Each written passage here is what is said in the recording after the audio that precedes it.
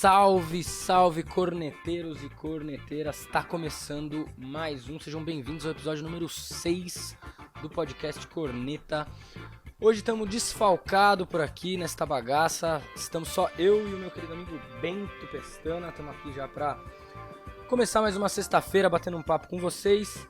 Hoje a gente teria um convidado especial, a gente teve uns problemas e ficamos aí para marcar uma nova data com o nosso querido Rafa Scout.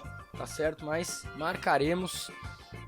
E hoje a gente vai falar de alguns temas bacanas por aqui. No primeiro bloco, a gente vai falar do Corinthians. Nós vamos falar especificamente, ou mais detidamente, sobre a busca por um novo treinador no Corinthians. Português, gringo, brasileiro, toda essa celeuma que tá virando as últimas 2 semanas no Corinthians. No segundo bloco, nós vamos falar de Champions League, os confrontos dessa terça e quarta-feira, né? Tivemos vitória do PSG, sacode do City, enfim, bastante coisa pra gente falar de Champions League por aqui. E no último bloco nós vamos falar dos 40 anos de Adriano Imperador, minha gente. O Adriano Imperador nessa última quinta-feira completou 40 anos, ontem. A gente vai falar um pouco da trajetória dele, vamos falar em especial do como ele foi estigmatizado, né, por boa parte da imprensa, por muitos torcedores. Vamos tentar trazer uma visão fugindo bastante do que foi a visão mais elitista que percorreu boa parte da carreira do Adriano. Então o nosso imperador vai ser o tema do terceiro e último bloco do Corneta 6. E o Bento já tá a postos aqui para dar um alô pra gente. Então, Bento, dá um salve aí pra galera. E aí, galera, beleza? Aproveitamos que estamos desfalcados hoje para falar um pouquinho de Corinthians, né? Que faz tempo que a gente não faz isso.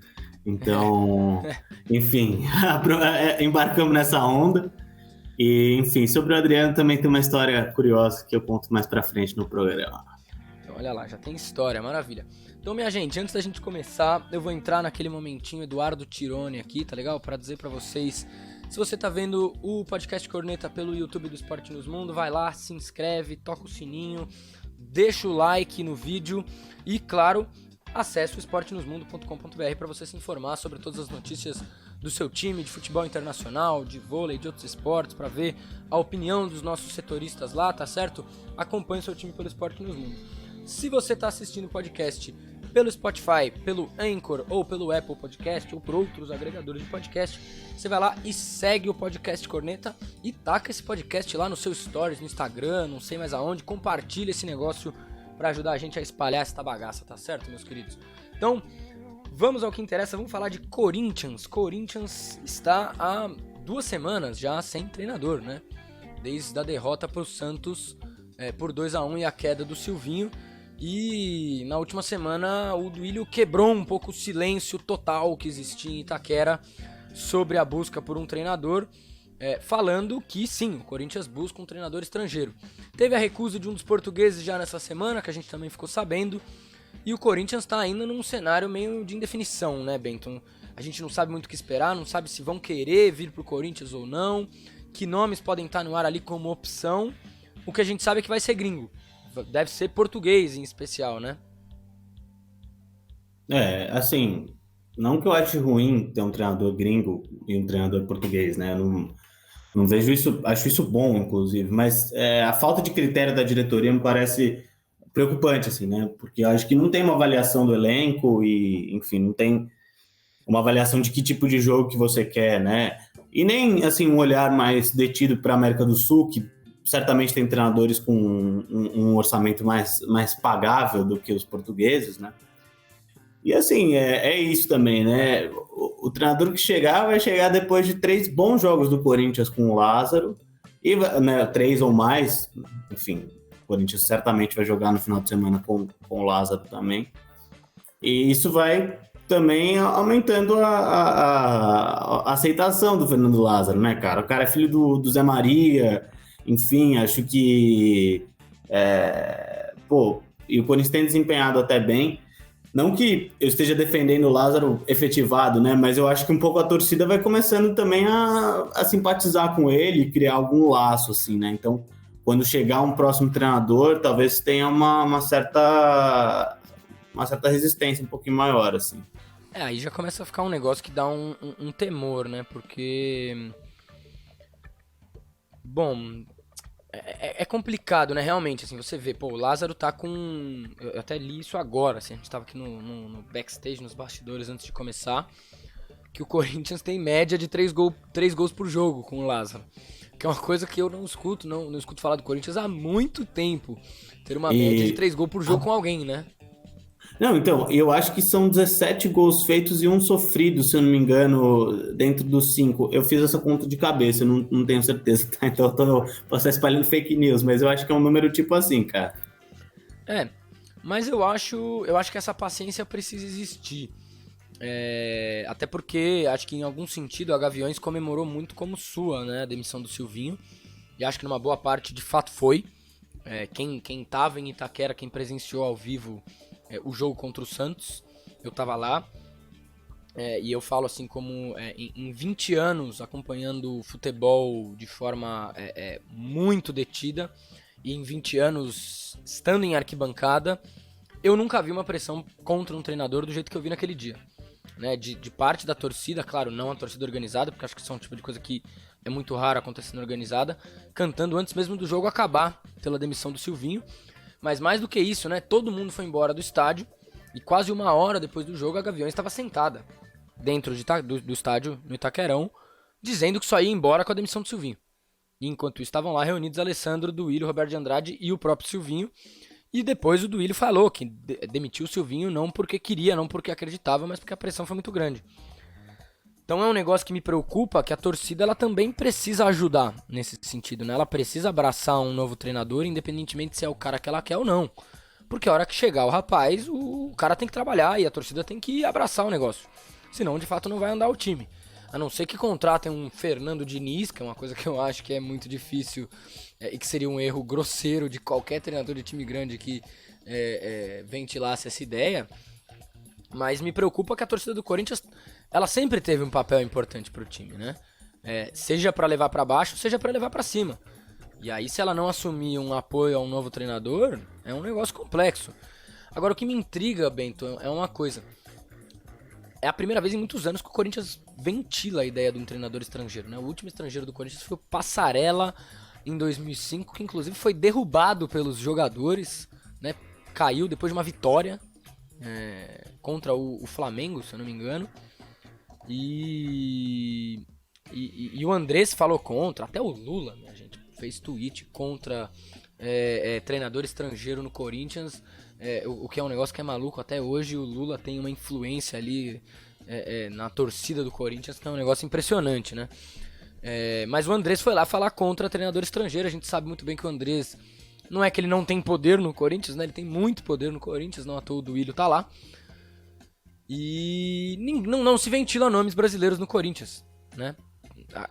O que eu queria jogar pra você é o seguinte, mesmo. Não se ventila porque não tem nenhum que vale a pena, ou porque de fato tá na hora do Corinthians ir pro mercado estrangeiro, pensar um nome que possa valer a pena, porque no fundo o que eu penso em alguma maneira eu tenho uma confiança nesse mercado estrangeiro, mas eu não conheço bulhufas de nenhum dos treinadores que o Corinthians tá indo atrás. Pode me falar que treinou o Fenerbah, treinou o Galatasaray, a seleção de não sei mais o que, o time dos gnomos de não sei mais aonde. Eu não conheço nada desses caras, então também não consigo dizer se são bons ou maus treinadores, se tem capacidade ou não de aguentar a pressão de um time que nem o Corinthians. Então, vamos aos poucos, eu vou retomar um pouco o que você falou. Aliás, primeiro eu, né? Foram 3 gols sofridos e 17 gols marcados do Corinthians com o Fernando Lázaro. Realmente é absurdo, né? A segunda coisa é que, assim, cara, o André Sanches a gente sabe que é um pateta, né? No sentido, assim, é um cara muito atrasado em termos de gestão de futebol. Acho que ele teve um papel bem importante para o Corinthians de 2008 até 2012, 2013, né? Com um trabalho de garimpar jogadores. O elenco do Corinthians 2012 era um elenco que não era de grandes estrelas, era de jogadores que vieram de diversos cantos do mundo, mas nenhum vindo, nem com aquela pinta de grande jogador, né? Claro, eram ótimos todos eles, mas não é que veio o Gabigol jogar no Corinthians, entendeu? Sabe? Veio o Danilo, enfim, do futebol japonês, o Alessandro do futebol grego. Então, assim, é uma coisa... um trabalho bem feito, assim, né? Sobre treinadores brasileiros, cara, eu não consigo identificar assim, nenhuma característica em nenhum deles que possa ser válida para esse time do Corinthians, né? Eu acho que,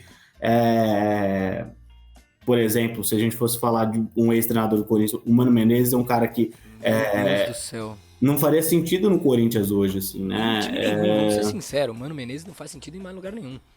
Eu acho até que, por exemplo, se o Grêmio contratasse o Mano Menezes para jogar a segunda divisão, certamente teria um desempenho muito melhor do que muito treinador por aí, inclusive Mas o fez Diniz. melhor, né? Fechou o Roger Machado.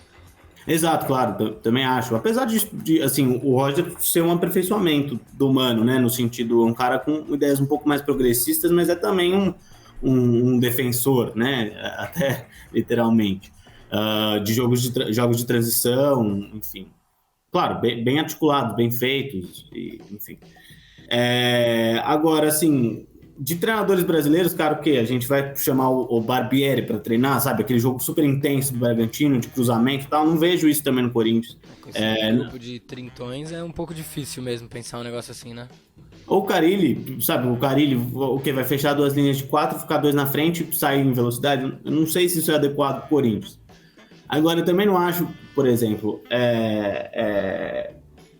quando a gente fala de gringo, né? O que a gente quer? Eu acho o Crespo, por exemplo, um treinador com um estilo bastante equilibrado.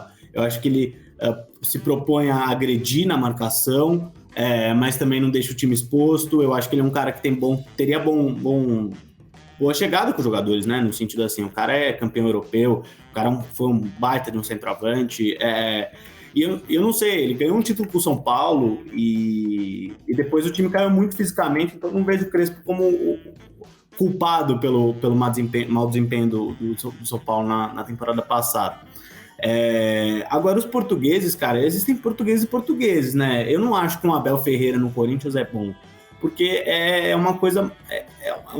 É uma preocupação excessiva com a defesa. Eu acho que o Corinthians precisa de posse de bola para ganhar os jogos, né? Eu acho que, não sei se contra todos os adversários, mas eu acho que o domínio da posse e se defender com a bola é o mais adequado para o Corinthians hoje, porque simplesmente não vai conseguir correr o campo inteiro e fazer pressão na frente, sabe? Não tem condição física para fazer isso mesmo. Eu acho até que tem uma condição física maior do que tem sido ventilado na mídia, né? Esses caras não sei o quê. Esses caras não fizeram pré-temporada no passado, eles estão correndo pra caramba. Esses caras ficaram 8 meses sem jogar e estão correndo pra caramba. E esse ano tá em começo de temporada. Então, assim, também calmou o pessoal, né? E pra fechar, eu acho que assim, cara, pelo que eu entendi, tanto o Paulo Fonseca quanto o Vitor Pereira tinham uma ideia de jogo um pouquinho mais agressiva mesmo, né? De posse, enfim, de O Fonseca pressão. foi o que recusou, né? Que deu um não já. O Vitor Pereira foi quem recusou. O Paulo Vitor Fonseca, que era treinador do Fenerbahçe. E aí o Rui Vitória, que agora é o novo nome que apareceu no Corinthians, é um treinador um pouco mais defensivo. Um treinador um pouco mais de linha de 5. Linha de 5, né? Não são 3 zagueiros, é linha de 5 mesmo. Então... 3 zagueiros e 2 laterais, né? Exato. Não é tipo 3 zagueiros e Tem 2... William, Renato Augusto, Juliano, Roger Guedes e os meninos da base ali no ataque, Mosquito, GP. Não dá pra ter um treinador que jogue com um esquema assim de linha de 5, né? Eu até acho que 3 zagueiros para esse time eu acho que é possível. Mas eu não vejo linha de 5, um time atrás. Não é possível, assim. De fato, o complicado é a gente saber pouco mesmo do que oferecem esses treinadores no sentido de jogo. Eu sou bem categórico, eu não conheço nada desses treinadores portugueses, não acompanho o futebol português. O que eu sei é que eles têm uma escola de formação de treinadores que de fato está trazendo treinadores de escolas diferentes, né? De maneiras de jogar diferentes. Jesus, Abel. Mas me preocupa, na verdade, mais do que qual o treinador, me preocupa a demora do Corinthians. Parece que o Corinthians está achando que pode demorar o tempo que foi, o Campeonato Paulista que fique largado. E na verdade não é bem assim a coisa, né? Porque não é uma questão de disputar ou não o Campeonato Paulista.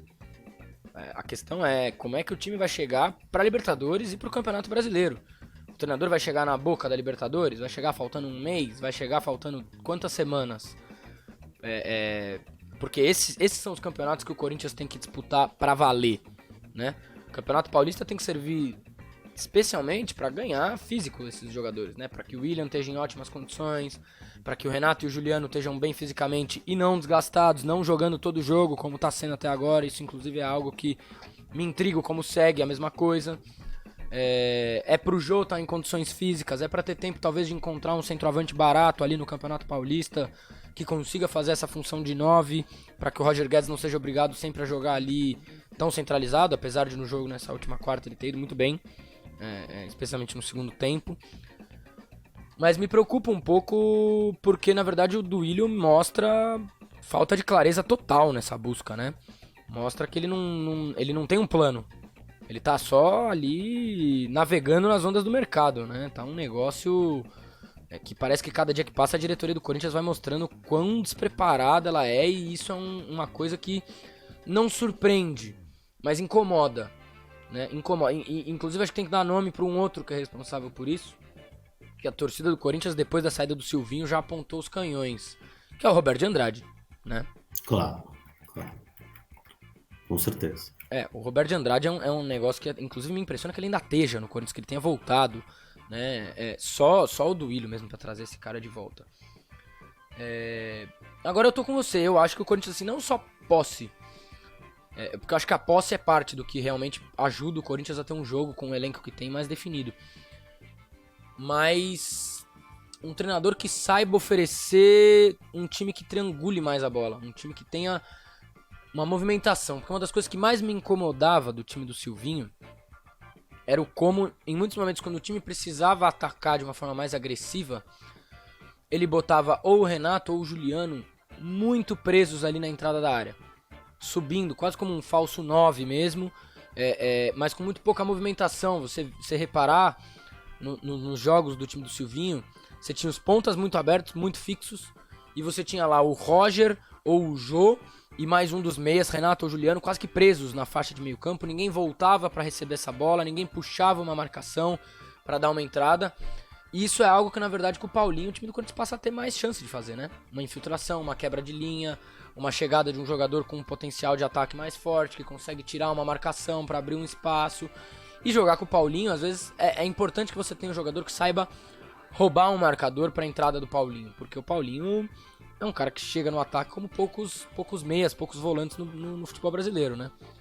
Então, pra mim, eu sinto uma carência que o Corinthians precisa de um treinador que tenha recurso na hora do time ter a bola no ataque, não só ter a bola, porque eu acho que a posse é uma coisa que o Corinthians sabe ter faz um tempo, mas tem uma posse muito vazia, muito inócua, que troca e não chuta, né? O gol do Renato contra o Grêmio na última rodada do Brasileiro do ano passado era quase que um oásis ali no Corinthians, um jogador pegando uma bola de fora da área e chutando pro gol, né? Porque isso é uma das coisas que eu acho que mais incomoda o torcedor do Corinthians, o quanto o time em muitos momentos troca e não chuta pro gol, não busca um espaço, não tem uma movimentação que busca caçar um espaço. Então eu acho que precisa de um treinador que saiba trabalhar esse tipo de coisa, né? E aí eu vou pegar um elemento pessoal meu, que não me invente um negócio que nem o Silvinho inventou, de me falar que não precisa que o Fagner suba pra atacar, porque pra isso tem o GP e o Mosquito. Isso é um absurdo.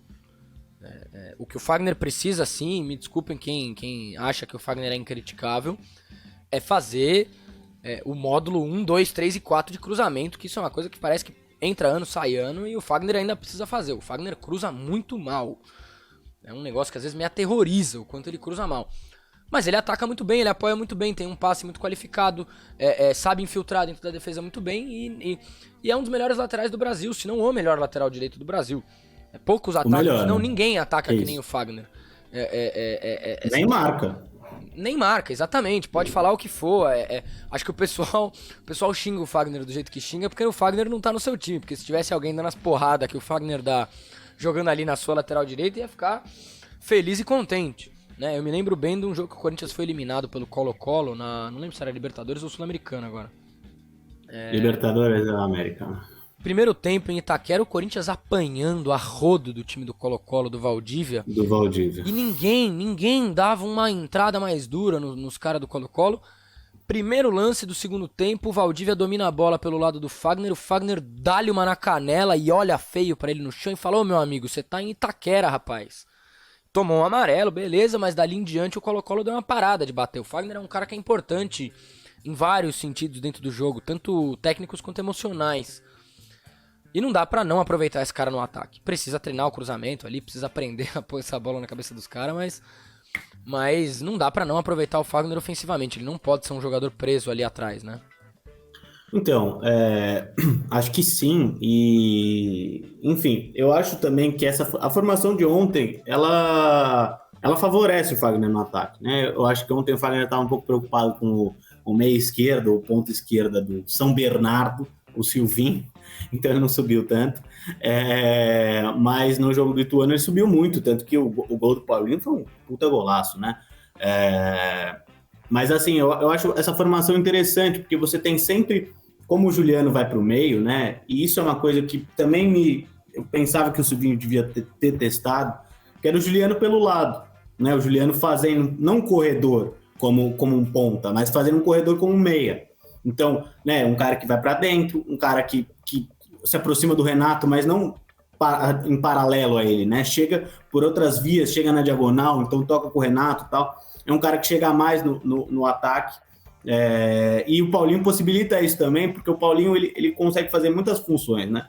Então ele volta para receber, só que ele recebe e já parte para cima. Ele tem força, então ele briga com os zagueiros e esse espaço vai sendo criado, né? Espaço para quem? Para o ataque do William, né? Na velocidade, para o próprio Roger Guedes, que vai ter alguma dificuldade para se adaptar nesse esquema, porque o Roger Guedes de fato gosta de jogar na ponta e ele joga melhor na ponta, né? Mas eu acho que ele vai ter que se adequar àquilo, porque é a maneira como o Corinthians vai funcionar melhor. Mas eu acho que ontem foi um teste bom de um esquema diferente, sem necessariamente aquela coisa presa de os dois pontas e um jogador no centro. Não, eu acho isso ruim. Eu acho isso uma, assim, a gente poderia até discutir isso. Eu acho que eu não sei quanto que isso também não é rescaldo do trabalho do Silvinho.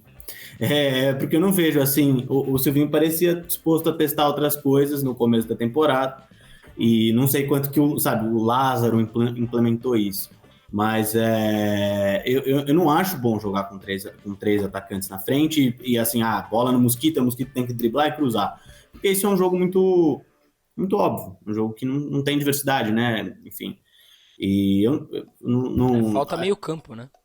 E falta o Guardiola treinando, no sentido assim, sabe, o time do Guardiola, não é que é parecido com isso, porque não é, mas os pontas ficam muitas vezes, né, abertos e abertos mesmo, só que assim, você tem movimentação, lateral indo pro meio, meia trocando de posição, tal, tipo, então tem outras coisas, né, beleza, os pontas ficam, mas tipo, quando esses pontas recebem a bola, ou driblar e partir com o campo aberto, ou recebendo a bola para cruzar na área e fazer o gol, né? Então, assim... E ontem ontem, né? Na quarta-feira foi um negócio que...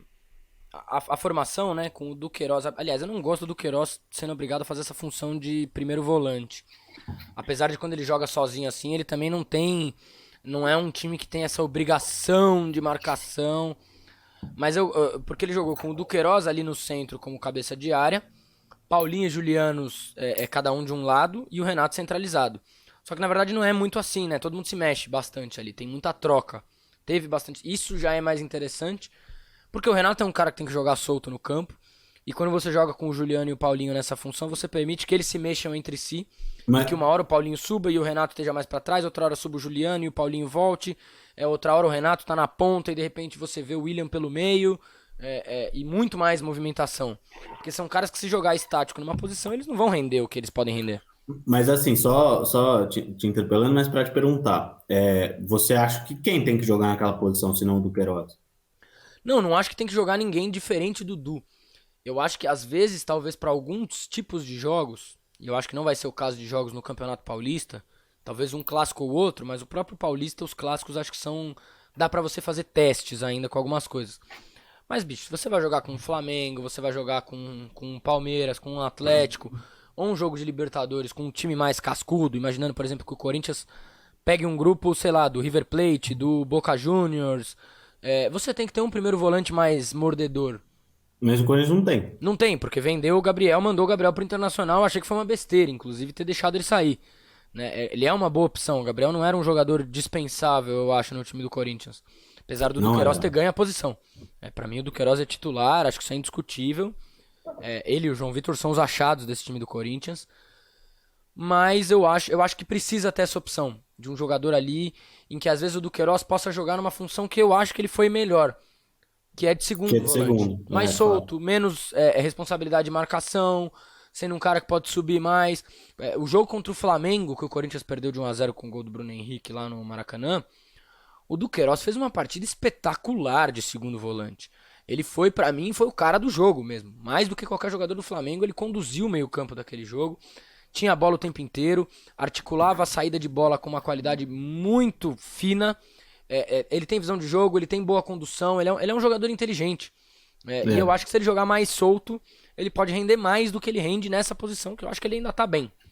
É só que assim, o que eu acho bom do Corinthians hoje é que o Corinthians é um senhor elenco. Assim, claro, não é o elenco do Galo, não é o elenco do Flamengo, mas assim, cara, você tem um Cantígio de opção, por exemplo, e assim, o Cantígio de opção, ele não é titular do time, mas, sabe, o Cantígio entra, o jogo muda também, então você tem formas de transformar o jogo, né? Achei até, não vou falar isso, que o Luan é opção, porque eu não acho que seja, mas o Luan entrou relativamente bem ontem e tal. Tem o próprio jogo, que, enfim, acho que tem utilidade. Tem os pontas, Gabriel Pereira, Mosquito, Adson, o Mantuan. Então, assim, isso que é legal. Tem o Rony, tem o Xavier, tem o Du. Então, o Piton, sabe, tem opções mesmo. Então, isso é bom. Acho que um treinador gringo, nesse sentido, pode ser legal, porque ele vai preparar o time para cada jogo. Isso acho que nem o Lázaro e muito menos o Silvinho podem ou fizeram. Acho que isso o gringo pode trazer. De fato, isso é algo que eu espero. Até porque o time do Corinthians é velho, né, nesse sentido. Exato, Então precisa exato. ter uma rodagem. Não dá pra achar que vai jogar todo jogo Juliano, Renato, Paulinho, o William e aí tem ainda o Jô. Não dá, vai ter que revezar. Esses Ah, caras não vão vai jogar jogar todo contra, jogo. você vai jogar contra o River no Centenário? Você acha que você vai jogar assim, bicho? Não, pelo amor de Tipo, Deus. não dá, né? Não dá, de fato. E aí, nesse sentido, até a formação com três zagueiros não é uma opção ruim mesmo pro Corinthians. Apesar de faltar um terceiro zagueiro com uma qualidade ali. Eu acho que o Raul ele já desce um pouco o nível da zaga, né? Não é um jogador Então, ruim, mas ele desce um pouco o nível da zaga. o Corinthians contratou um bom zagueiro que foi acusado de estupro, então definitivamente ele não pode Não tô nem ser contando ele colocado pra em lista time. mais. Exato, mas enfim, Como é que seria é o nome do rapaz mesmo? o Robson Bambu. É. Isso é um negócio que.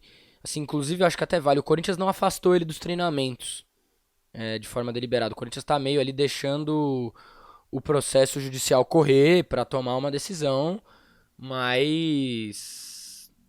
Assim. Claro, a gente também não pode ir lá e condenar o cara antes de ele realmente ser condenado, né? Porque senão também depois a gente tá perdendo a presunção de inocência, que é um direito democrático meio básico. Mas mesmo assim o cara foi acusado de estupro e acho que é uma coisa que não pode ser minimamente escanteada. Esse cara não pode jogar. Não Não pode pode. jogar enquanto estiver acontecendo nada disso. Na verdade, eu acho que, assim, sinceramente, acho que não pode jogar em momento nenhum mais pelo Corinthians, né? Um pouco que a gente discutia de, quem que pode ser treinador, não sei o que. Cuca, não. Não, Cuca é um não cara que pode. todos os méritos esportivos, é um treinador que na hora de montar seus times tem uma qualidade não sei o que, mas ele não só é acusado, como é condenado de estupro na década de De 80. menor, né? Esse cara não podia ser treinador em time Foi um nenhum. crime bem parecido com o do Robinho, Sim, inclusive. sim, bem parecido com o do Robinho. Esse cara não poderia ser treinador em time nenhum, de lugar nenhum, né? Inclusive me incomoda às vezes que na hora de comemorar títulos dele, se esquece desse elemento, né? E aí vem a coisa de Deus, tal. Bicho, pelo amor de Deus, né, cara? Nossa, é super. Assim, no fundo, eu acho que até é coerente, né? O quanto ele pesa a mão ali no elemento religioso e o seu passado. Quase que um escudo, né? Ele é tão santo que esquecem que ele é condenado por estupro na década de 80 quando era jogador do Grêmio. Para fechar, Diga. né? Não, enfim, basicamente o terceiro zagueiro do Corinthians que poderia ser, acho que por enquanto não tem espaço e até essa situação toda se resolver, acho que não tem. Mas o Fábio Santos e o Bruno Melo podem fazer o terceiro zagueiro, então acho Sim, que de fato. isso é opção. sabe? Talvez até pro Fábio, que já esteja numa certa idade, cumprir essa função de zagueiro não seja ruim mesmo, porque ele já não tem o ganho de velocidade que tinha antes, né? Bom, vamos então fazer uma rodadinha de palpites? Palpitou-se.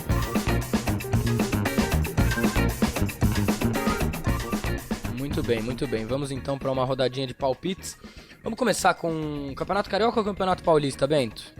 Campeonato Carioca. Então, muito bem, vamos lá. Final de semana, Campeonato Carioca, teremos Fluminense e Volta Redonda, mando do Flu. Você falou antes do programa, eu vou ter que concordar, né? Famoso 1x0 Fluminense. Famoso 1x0 Fluminense, eu vou com você, 1x0 pro Flu. Um abraço pro Pedro Soares, torcedor do Fluminense, que divide casa aqui comigo. Tá trabalhando agora o rapaz, ele é funcionário do IBGE e é um adorador do Abel Braga. Ontem a gente bateu boca por causa do resultadismo do Abel Braga. Então um beijo pra você, 1x0 Fluminense é o nosso placar. E agora a gente vai pra Audax e Vasco. Tá no mudo, meu querido, tá no mudo aí. Ops, mando do Audax. Cara, eu vou dar 0x1. 0x1 pro Vasco? 0x1 pro Vasco. 1x1 é meu palpite. Bom também. Muito bem. Depois disso é clássico. Clássico, um dos 3 que nós falaremos hoje nos nossos palpites. Botafogo e Flamengo. Mando do Botafogo. Esse jogo é na quarta-feira, né? Que vem. O Flamengo vai vencer o Botafogo por 2x1 de virada. Olha só. Difícil esse aí, viu? Difícil. 3 Flamengo, 1 Botafogo, né? 1x3. 1x3. Muito bem. Então vamos pro nosso segundo bloco. Vamos falar de um futebol mais agradável aí. Um pouquinho só, né?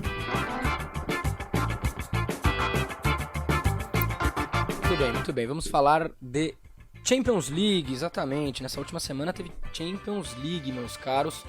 Oitavas de final, jogo de ida. Eu tô aqui abrindo os resultados desta terça-feira, dessa quarta-feira, porque eu não acompanhei a Champions na quarta como eu gostaria. Eu vou ser bem sincero, eu dei meu foco de Champions League pro jogo mais atrativo, que era PSG e Real Madrid.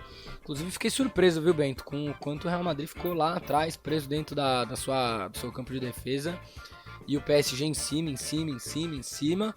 Achei que o Real Madrid ia jogar mais bola. Eu achei que o PSG ia jogar menos bola. O Real Madrid eu imaginava que ia entrar assim e que isso seria como é que se diz? Seria um inferno pro PSG ter que buscar a velocidade do Vinícius, e não foi assim, né? O Vinícius virou assistente de lateral na maior parte do jogo, marcou o Hakimi sem parar. É o Vinícius Romero. Foi bem isso, assim. Eu acho que o desempenho do lado direito do Real Madrid foi muito abaixo. O Carvajal jogou mal, o Asensio jogou mal. Eu achei o Carvajal mal ofensivamente, defensivamente achei que ele foi bem.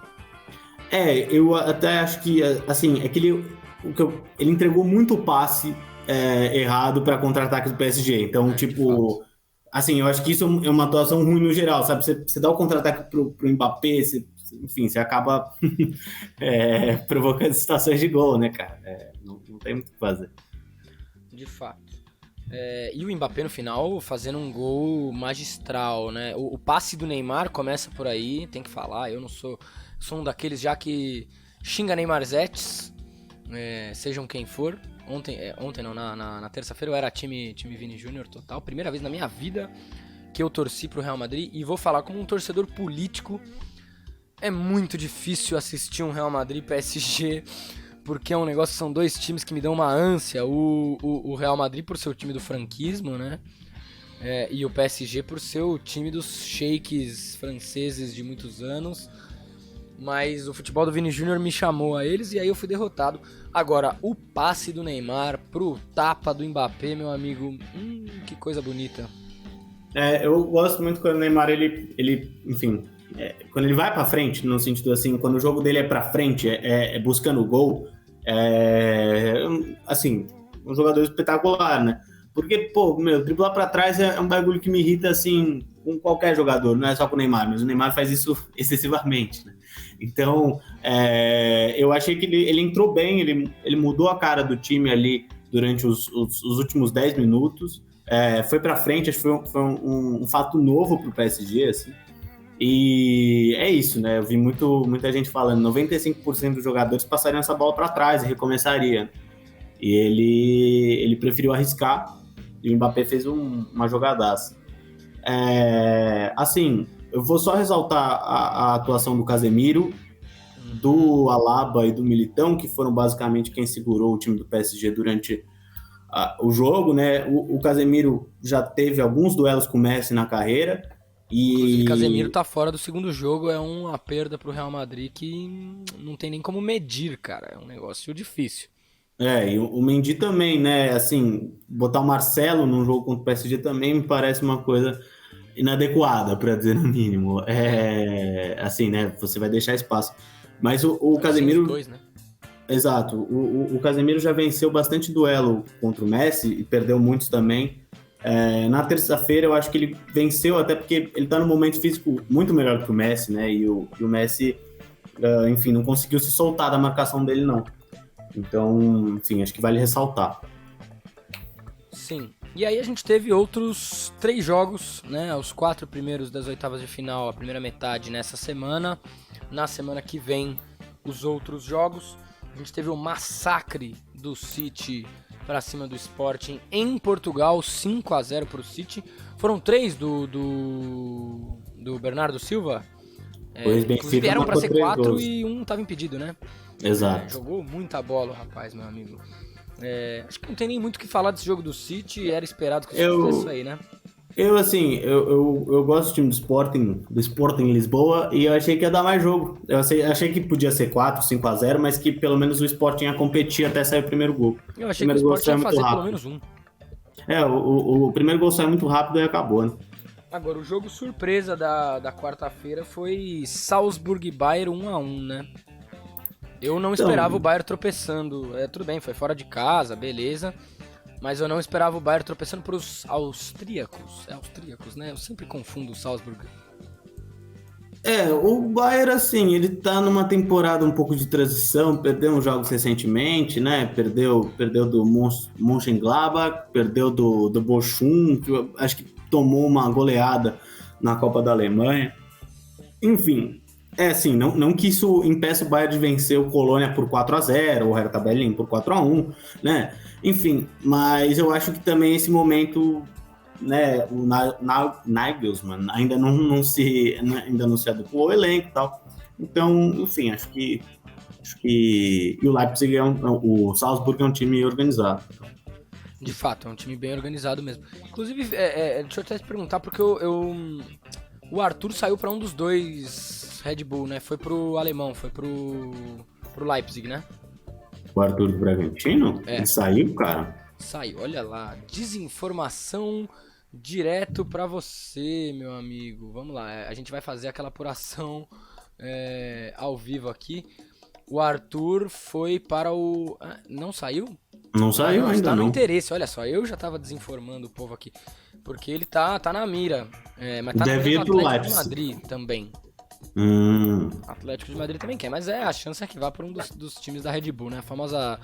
desculpa, não é uma acusação, tá, gente? É uma piada, mas é aquela famosa movimentação financeira esquisita, né? Não tem como dizer que não é esquisito. O cara vai de Red Bull pra Red Bull por uma boa quantia de milhões. É um negócio meio estranho. E aí, o último jogo desta semana de Champions League, eu vou falar que eu não fiquei surpreso. 0 Inter, 2 Liverpool. Eu não imaginava diferente, não imaginava que o Liverpool fosse perder. Um do Firmino, um do Salah. Assim, tudo bem. Eu acho até que o mais provável era que o Liverpool vencesse. Mas a Inter fez um jogo muito competitivo e o primeiro tempo foi um absurdo, assim. E no segundo tempo a Inter estava melhor. Só que é isso, cara. O Liverpool tem mais jogador pra decidir do que a Inter, assim. Mas competitivo no sentido de segurar o Liverpool, né? Porque Não, a no Inter sentido não deu de jogar, um chute cara. no gol. O Liverpool deu 2, foram os 2 É. gols também. No sentido, sabe? Foi um grande jogo, né? Não, eu achei o jogo ótimo, assim, achei o jogo muito brigado, achei um jogo que teve idas e vindas, mudanças de estratégia, eu achei bem legal o jogo. Chances perigosas mesmo, com chutes fora da área, teve um chute do Lautaro que a bola ficou a 2 palmos de entrar no gol. Então acho que foi decidido nas individualidades do Liverpool, né? O Firmino fazendo um gol importante e o Salah, depois de uma boa parede do Van Dijk, também anotou o dele. E acho que o Salah, se eu não me engano, acaba de completar mais um gol na Liga dos Campeões. Isso significa que ele fez gol em todos os jogos. É pouco impressionante esse cara, né? Assim, acho que o Mané entra nessa discussão também, mas é um debate. Quando a gente conseguir marcar de novo com o querido Rafa Scout, que inclusive me deu um toque aqui agora, teve um imprevisto, falou que ficou sem internet, só pra gente dar a informação aí, então a gente vai remarcar com ele. Mas é um baita debate entre Salah e Mané, quem é o maior jogador africano desse último período, talvez até quem é o maior jogador africano da história. Antes da gente passar para uma rodada de palpites dos jogos dessa próxima semana,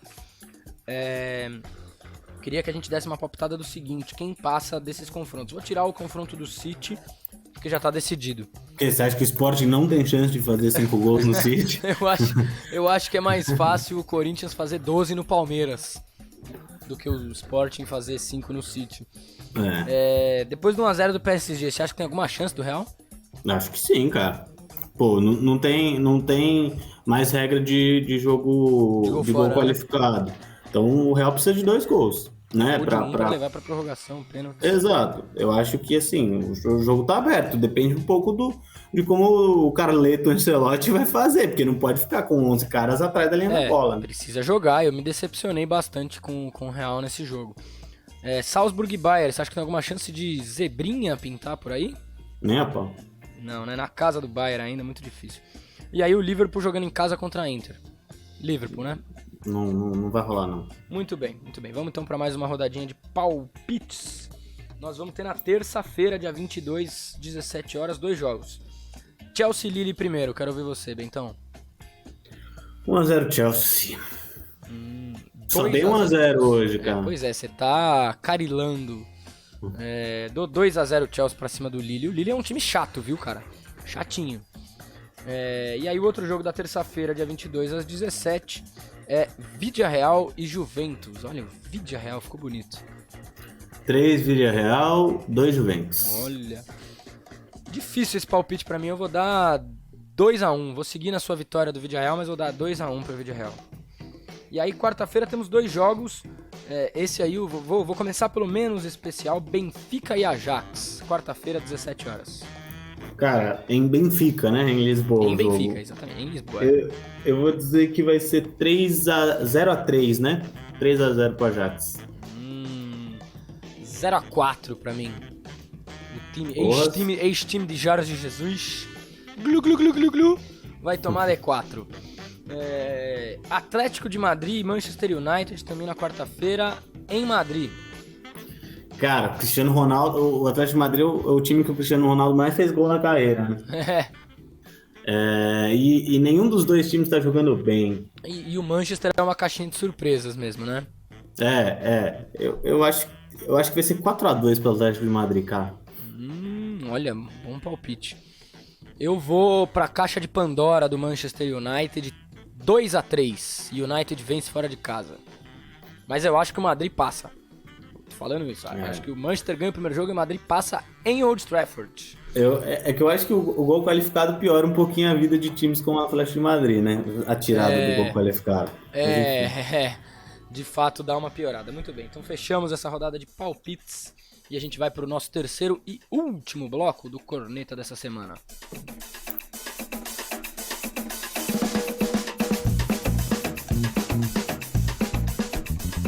Muito bem, um bloco de tema especial, porque nessa última quinta-feira, dia 17 de fevereiro, completou 40 anos, o Imperador, Adriano Imperador, grande craque de bola,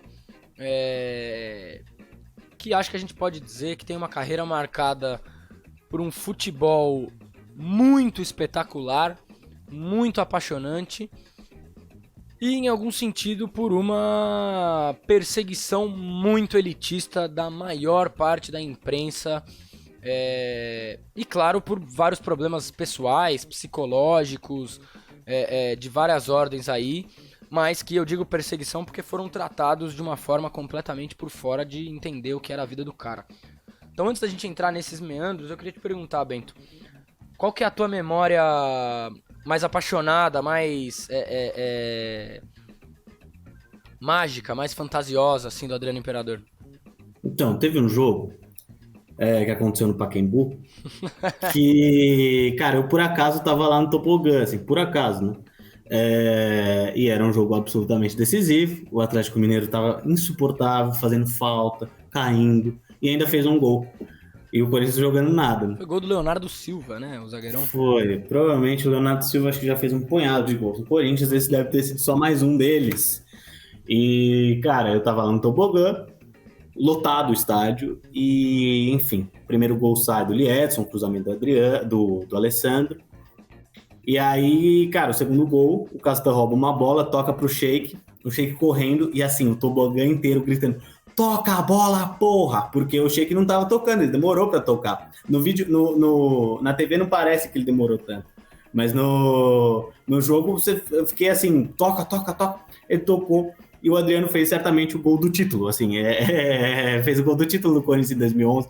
Tiveram outros gols importantes, enfim, do Catito contra o Ceará, do Liedson contra o Figueirense, enfim, pouco importa. O fato é que eu acho que, cara, eu sou um corintiano muito agradecido ao Adriano, assim, ele deu um dos títulos mais especiais na minha vida de torcedor, e aquela canhota que ele fez valer uma vez só no Corinthians, valeu um campeonato brasileiro, sabe? E tomara que o Adriano saiba disso, que, cara, eu não sei se existe algum corintiano decepcionado com o Adriano, sabe? Eu acho que se tem algum corintiano decepcionado com o Adriano, ele tem que tomar um safanão na orelha, isso sim, meu amigo. O cara deu um título pro Corinthians. Tudo bem, depois teve todos os problemas, acho que era uma coisa que o próprio Corinthians sabia que estava sujeito a hora que trouxe o Adriano, né? Mas, de fato, eu acho que eu também, se fosse citar uma memória, inclusive eu lembro que neste dia meu pai ficou me esperando na saída não lembro de onde exatamente, que eu tava fazendo a prova para tentar entrar no ensino médio técnico no Guaraci Silveira, e a prova era no dia do jogo, nós tínhamos ingresso e ele ficou me esperando ali. Eu fiz a prova correndo, cara, eu fiz a prova sem me importar um cacete com essa prova, eu queria ir pro jogo, eu tava com a cabeça em Corinthians e Atlético Mineiro. E a gente saiu de lá correndo, atrasado pro jogo. O jogo já tinha começado, a gente tava ainda na Dr. Arnaldo. Acho que nem na Dr. Arnaldo ainda távamos. E quando a gente tava vendo com uma TVzinha dessas portátil no estádio pra ver como é que tava a coisa, quando a gente olhou pro tobogã, nosso ingresso também era do tobogã, o negócio tava tão lotado que eu tive que passar assim uns 20 minutos tentando convencer meu pai de ir. E aí chegou uma altura que a gente olhou e falou: meu, vamos pra casa. Porque a gente não vai conseguir ver esse jogo se a gente chegar lá agora, a gente não vai conseguir nem entrar no Pacaembu. E até hoje eu vou falar, eu me arrependo de não ter ficado ali amassado, espremido na entrada daquele negócio pra ver aquele jogo no estádio, porque foi realmente um dia sensacional, cara. Aquele gol foi um negócio espetacular. Mas a minha outra memória afetiva que eu tenho do Adriano são duas, na verdade. Uma é aquele golaço contra a Argentina na Copa das Confederações, numa época em que eu ainda me importava alguma coisa com a seleção brasileira, porque hoje eu não me importo mais absolutamente nada. Tô me lixando para a seleção brasileira, e acho que muitos torcedores de futebol fanáticos também estão se lixando para a seleção brasileira, ou pelo menos quase não se importam. E o outro foi aquele gol de cobertura meio, sei lá, eu diria um gol quase cobertura escorpião, aquele jeito que ele pega na bola por baixo pra fazer um gol em cima do Internacional quando ele jogava no Flamengo. Eu tinha muito prazer de ver o Flamengo jogar na época que ele jogava naquela dupla com o Wagner Love, com o Petkovic no meio campo. Era um time que eu gostava de assistir mesmo, assim.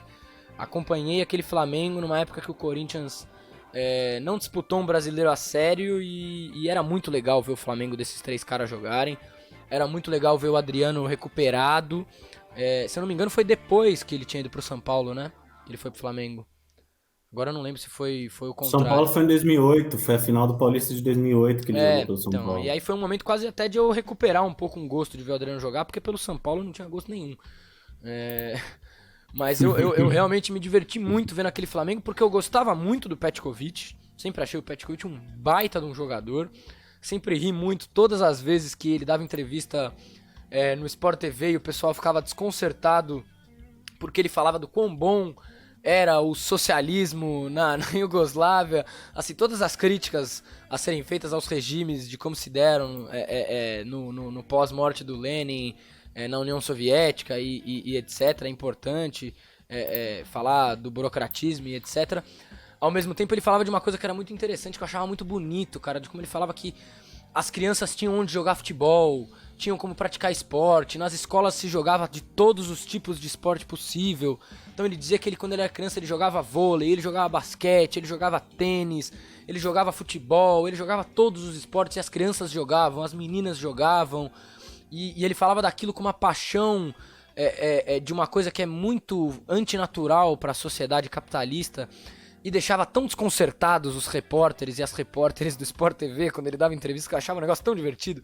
Ainda hoje ele faz isso. Ainda hoje, tudo bem que ele também, assim, ó, um abraço pro Rizek, que deu uma cutucada nele quando ele defendeu o Stalin ao vivo. Mas o papo é Adriano. Só uma coisa, nesse time aí o Emerson Sheik ganhou o primeiro do tricampeonato brasileiro. É verdade, que ele queria ganhar. é verdade. Flamengo, Fluminense, Corinthians, Sheik, tricampeão brasileiro. Mas me deixou muito feliz ver o Adriano, porque o Adriano parecia feliz jogando, né? E ele não tava na forma física ideal, ele tava bebendo cerveja, ele tava dando rolê na Vila Cruzeiro, tudo isso. E eu acho que tudo isso era o que fazia ser mais legal ainda o cara tá lá. Ele era a cara do Flamengo, como diz aquele áudio do Ninja Sincero sobre o Balotelli no Flamengo, né? Porra, jogador problema, a cara do Flamengo, vai bater o carro não sei mais aonde, parar na manchete do jornal, que não sei o que, foi lá pra Madureira com as primas. Era o Adriano. E a torcida do Flamengo tava se lixando se o cara tava bebendo, enchendo a cara, dando um rolê, não sei mais o que. Tava metendo gol, tava sendo decisivo, jogando pra cacete. Porra, aquilo ali era muito lindo, porque... Cara, o Adriano foi um jogador que ninguém entendeu o que foi a vida desse cara na hora de criticar ele. Nenhum repórter, nenhum comentarista realmente entendia todos os dilemas que a vida desse cara teve na hora de criticar quando ele tava fora de forma, quando ele tava jogando mal, quando ele perdia jogo porque foi pra balada e queimou o pé com não sei mais o que no pré-jogo decisivo de campeonato. Porque, porra, o cara, ele era um moleque muito fudido, que virou um jogador de futebol de um nível astronômico. O cara vai pra Itália e a torcida da Itália dá a alcunha pra ele de imperador.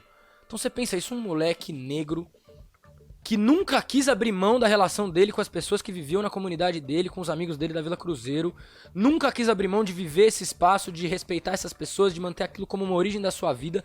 E pra mim isso é uma das coisas que eu acho mais foda do Adriano, porque ele reivindica a origem dele, e pra mim isso é um bagulho muito relevante na pessoa que ele é, muito relevante.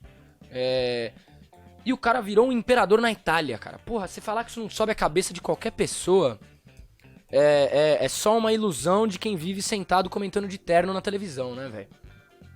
Com certeza. E, cara, isso que é legal assim, né? Porque, enfim, acho que tem muito essa cobrança, né, da imprensa, enfim, de que jogadores não podem ser pessoas normais, né, de certa maneira. E, enfim, exigem um determinado... que essa pessoa assuma um determinado estilo, né? Que assuma um determinado padrão, por exemplo, o empresário Ronaldo Fenômeno, né?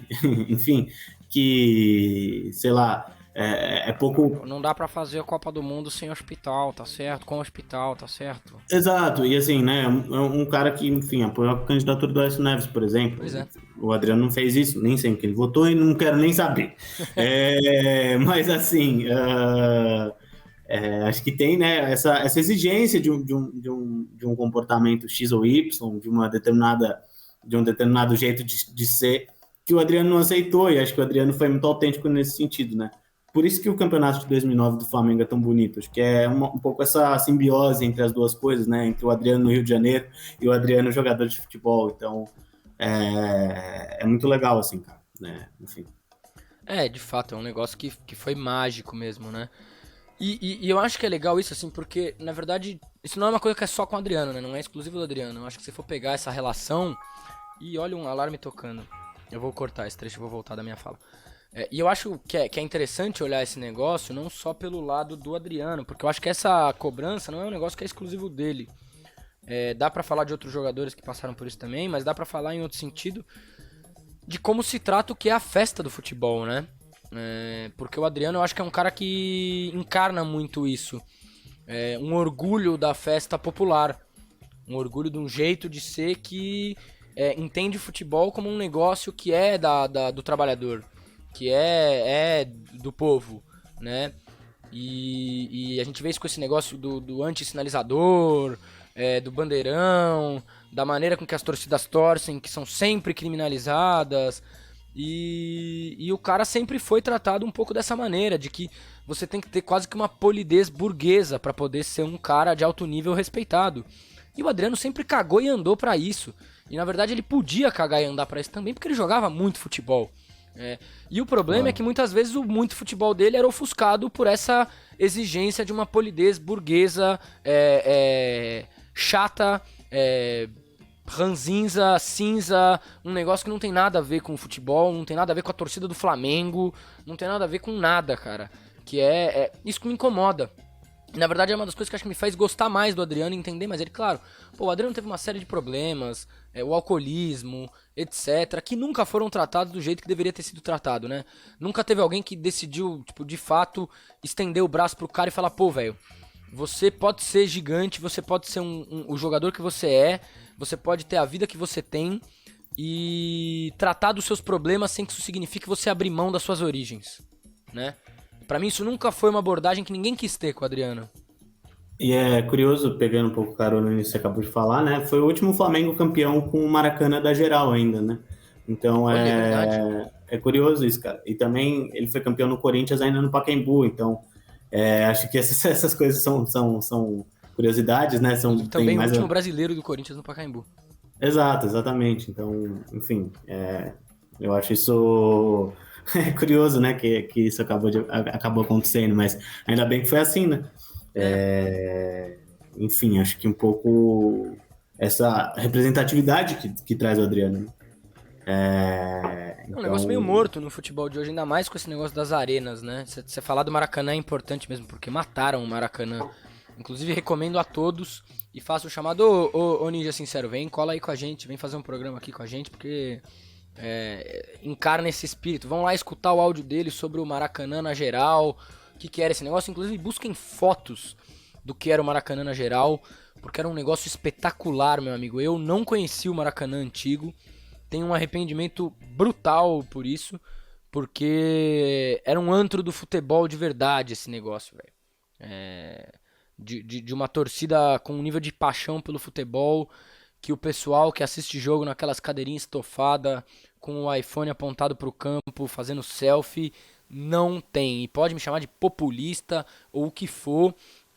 As arenas têm um processo. E eu não acho que é populismo, tá? Tô falando isso pra ridicularizar quem acha que é. Porque as arenas, sim, fizeram um negócio com a festa do futebol que esse cara encarna, que o Adriano encarna, que é um crime.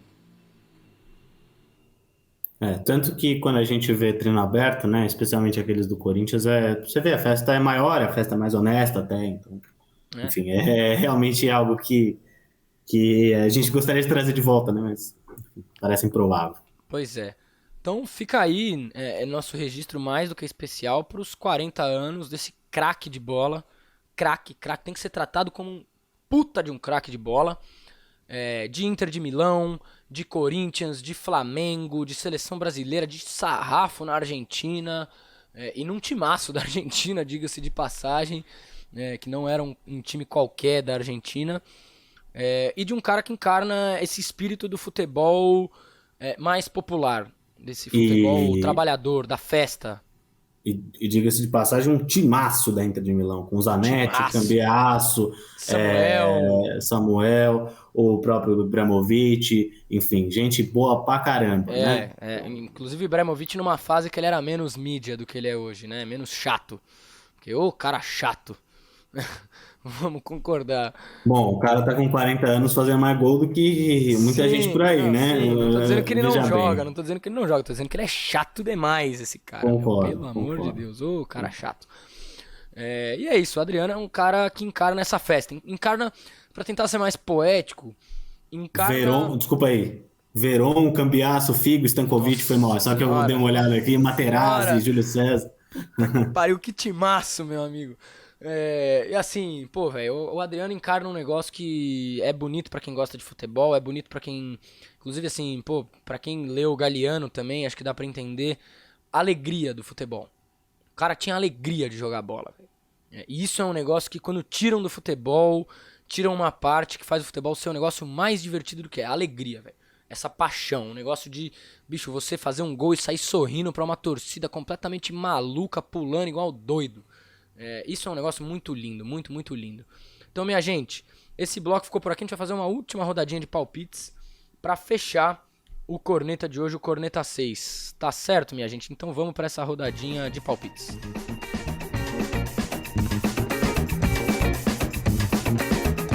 Muito bem, muito bem, muito bem. Rodadinha de palpites agora é uma rodadinha longa, viu, gente? Campeonato Paulista, depois Copa do Brasil, depois Supercopa, meu amigo. Vamos começar pelo Campeonato Paulista, fazer um bate-volta rápido. Palmeiras e Santo André, mando do Palmeiras. 2-0 Palmeiras. 2-0 Palmeiras, pra mim, 3-0 Palmeiras. Vitória do Verdão. Botafogo de São Paulo e Corinthians em Ribeirão Preto.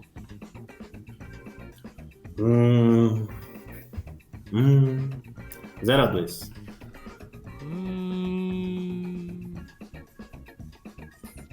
1-1.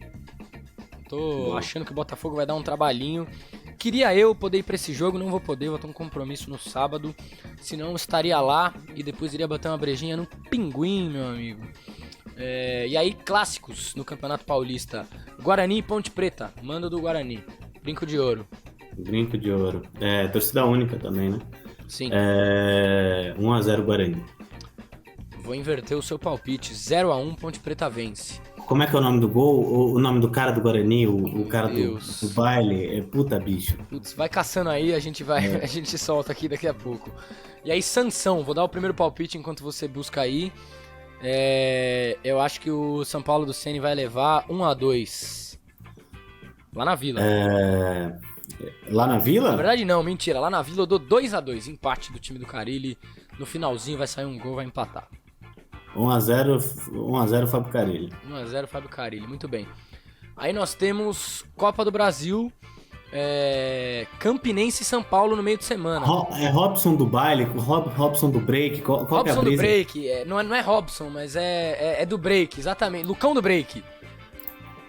Lucão do break? Acho que é Lucão do break. Que, inclusive, um abraço para o Arnaldo Ribeiro, que adora o Lucão do break. Lucão do break, exatamente. Lucas Vinícius Gonçalves da Silva, Lucão do break. Grande jogador. Tá no Fluminense? Não, tá no foi Guarani. do Fluminense, né? Que eu abri aqui no Google, apareceu ele com a camisa do Flu. Mas é isso, tá no Guarani, o Lucão do break. Então vamos lá para a Copa do Brasil. Campinense e São Paulo. Todos os jogos com mando dos times que não são de primeira divisão ou de segunda, né? No caso, mando do Campinense contra o São Paulo, Copa do Brasil, no meio de semana. Manda aí, Bentinho. 0-1 chorado, gol do Arboleda de cabeça, cara. 0-2, eu acho que o São Paulo... É um jogo chato, viu, cara, pro São Paulo. O pessoal do Campinense deve estar estudando esse time do São Paulo desde do ano passado. 0-2 pro São Paulo. E aí teremos Sergipe e o Cruzeiro do empresário Ronaldo. E de Anderson Moreira, né, que é o treinador? Não. Não é o Anderson? Quem que foi pro Cruzeiro? Gente, eu tô É um- desinformado, que é um negócio tenebroso.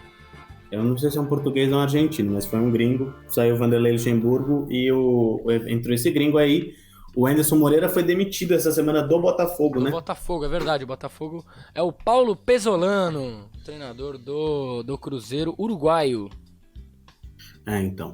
E aí eu acho que, cara, vai ser 1-1 e decidido nos pênaltis, viu? Olha a confiança no Cruzeiro. Eu acho que... Puta, eu vou ser sacana aqui agora, viu? 1-0 Sergipe. Eu botei 1-1, assim, achando que o Sergipe vai crescer. Pra começar legal aí, Cruzeiro. Ronaldo. Pra começar legal. E aí, vamos pro último palpite da semana. Atlético Mineiro e Flamengo, Supercopa do Brasil. Inclusive, é só um toque aqui antes de falar do jogo. O pataquada do Atlético Mineiro de falar que não tem que ter jogo porque ganhamos os dois. Pô, meu amigo, tá no regulamento esse negócio que joga com o vice. E aí querem chorar porque não pode ser em lugar X ou Y, porque o Flamengo tem mais torcida. E aí, olha, eu ando com o bode do Mauro César, mas eu tenho que concordar com ele. Só não teria mais torcida do Flamengo se o jogo fosse no Mineirão, meu amigo. Em qualquer outro lugar vai ter mais flamenguista que torcedor do Atlético, cara. Seu palpite pra esse jogo com bode do Atlético Mineiro aqui. Assim, só dar uma pequena pitacada, assim, cara. É inacreditável, né, bicho? Tipo, assim, o Atlético fazer toda essa onda pra cara, brigar por jogo de Supercopa é um anúncio da chatice que vai ser o Campeonato Brasileiro. E assim, né, essa coisa de reclamar de pênalti de um, pênalti de outro. E estamos falando de um time que teve uma quantidade de pênalti absurda no campeonato. Inclusive gerou um negócio que é casa de aposta fazendo odd pra se vai ter gol do Galo com pênalti marcado. Porra, cara, enche o saco, né, meu? E assim, o Galo também acabou de ter um pênalti ridículo marcado no Campeonato Carioca. Então, assim, né, em homenagem a isso, vai ser 0-2 para o Flamengo, cara. Muito bem, eu dou 1 pro Galo, 2 pro Flamengo. O Flamengo vence mais uma Supercopa. 2 de Gabigol. Opa, acho que tá ótimo. Vou falar que eu tô com bode do Galo por causa dessa chatice, porque daí a galera, você vai ligar no programa de TV, ninguém tá falando da porra do jogo. Tá falando de bastidores, de não sei mais o que, sabe? O Caetano que vá pra casa do cacete e para de encher o saco. Já estamos fechando as portas aqui pra qualquer tipo de encontro. Mas assim, pô, é uma brincadeira isso aí, é uma sacanagem. Assim, vai falar de bola, vai falar de jogo, vai preparar o seu time, quer ficar numa choradeira desgraçada, mas vamos jogar futebol, meu amigo. E ainda, sabe, porque é isso, né? A ideia é que o time obtenha alguma vantagem. Só que assim, meu amigo, tipo, bicho, o jogo foi estipulado em campo neutro, o jogo foi estipulado de maneira tal. Vai dividir torcida meio a meio. Por que você vai fazer isso, cara? Porra. E ainda desprepara o time no sentido assim, né? Aí o jogo não tem lugar marcado, tal, porque você tá fazendo toda essa onda, aí o time vai chegar com atraso, tal. É pior pro Atlético essa história toda, eu acho. Pois é. Minha gente, nós vamos ficando por aqui, acabou mais um Corneta 6. Queria deixar o recado que na semana que vem nós vamos ter um programa com o Bruno Massa, da Web Rádio Verdão. Vamos falar de Palmeiras pra caramba. Vamos falar também, claro, das Web Rádios clubistas, desse trabalho. Vamos falar da Web Rádio Verdão, do trabalho do Bruno Massa, ele também já foi setorista do Palmeiras. Então vai ser um papo bem bacana. Vamos falar do Mundial, obviamente. Vamos repercutir com um atraso, mas vamos conversar um pouco das perspectivas do Palmeiras pro ano. Então fiquem aí, acompanhem a gente que na semana que vem tem um programa massa sobre Palmeiras. Pra você que não aguenta mais ouvir a gente falar de Corinthians, pode apostar que em algum momento a gente vai falar de Corinthians com o palmeirense. Então fiquem ligados aí que na semana que vem tem um programa bacana. Pra você que tá ouvindo aí, de novo um recadinho, pra você que tá ouvindo no YouTube do Esporte News Mundo, se inscreve aí no YouTube no portal ENM. Deixa o seu like, aperta o sininho para você receber as notificações. E se você estiver assistindo, se você estiver ouvindo pelo Apple Podcasts, pelo Spotify ou por qualquer outro agregador de podcasts, você vai lá, segue o podcast Corneta, acompanha a gente, porque toda semana vai ter podcast. Se a gente começar a ter muito convidado para fazer entrevista, vai ter mais de um por semana e a gente vai avisando vocês lá pelo Instagram do Esporte News Mundo. Então você vai lá no @portalenm pra ficar ligado de tudo, tá certo? E o Bento queria dar um último recadinho aqui. Fala aí, Bento. Não, primeiro queria me despedir da galera e falar pra quem ainda não tomou a terceira dose, cara, vai na sexta-feira e toma, e se for AstraZeneca, porque eu fiquei 2 dias arrebentado. Terça e quarta eu tive 38 graus de febre, então, cara, dá um jeito de você não perder sua semana tomando a vacina, tá bom? Eu tomei a Janssen, fiquei um dia, assim, dormi mal pra cacete de terça pra quarta e ontem passei o dia inteiro com uma febre desgramada também, ainda bem que eu tava bem hoje. Estamos aí. Não, quarta-feira no ensaio tava todo mundo zoado, foi uma coisa assim... Aquele ensaio bom, numa vibe maravilhosa. Então, minha gente, é isso. Corneta 6 fica por aqui. Semana que vem tamo de volta. E um grande beijo pra vocês, tá certo? Corneteiros e corneteiras. Tchau!